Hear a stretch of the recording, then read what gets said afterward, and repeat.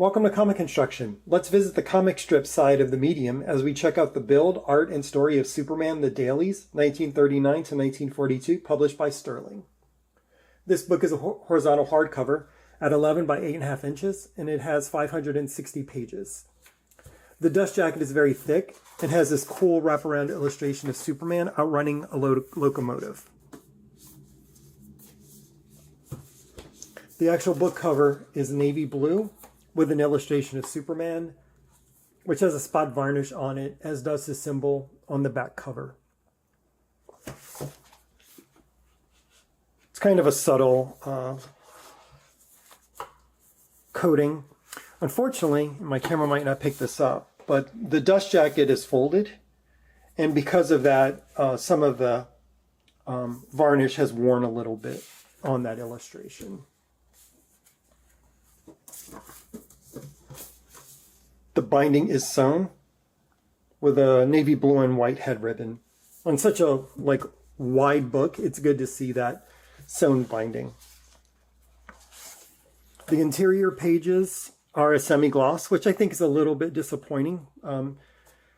Black and white art just really looks so much nicer on uncoated stock, and then the uncoated stock, which would be lighter, which would be better for the spine over time. I'll probably have to build a shoe for this book. The art is very golden age, which is to say naturalistic. Interestingly, the earliest strips have a lot of line art.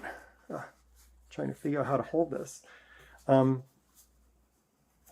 There's a lot of line art and not a lot of shade values. But then when you skip ahead into some of the later strips, you start seeing more color.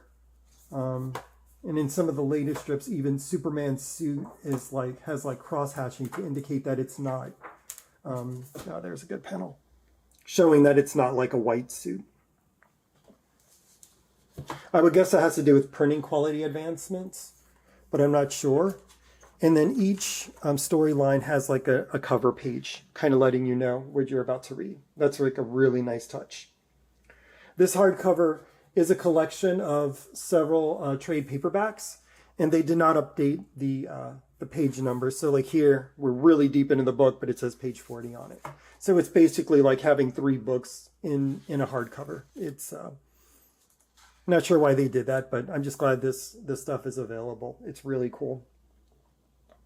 I've only read the first handful of strips, I think the first 3 storylines, but the stories are really fun.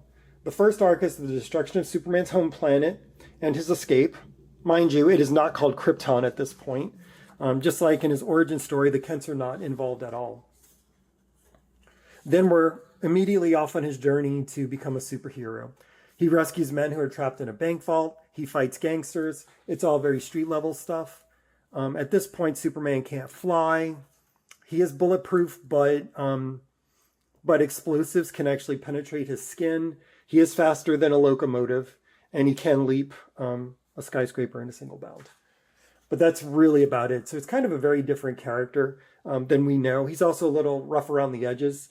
There's one gangster that gets killed, and he says, oh, the world's not going to miss him. It's probably a better place without him. So it's pretty interesting. One of the gangsters even calls a gun a gat, which I did not know was common lingo in the 30s. So comic strips are really cool in that they're an interesting snapshot of that time. And then the introductions in these are very interesting, especially the first one. It gives you a lot about the history of Siegel and Schuster as they're trying to sell Superman as a strip.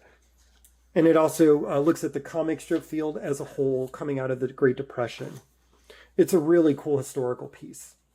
You can find this book pretty inexpensively, and I recommend it for anyone interested in comics and comics as an art form. Thanks for checking out this video. If you enjoyed it, like, subscribe, and share with a friend.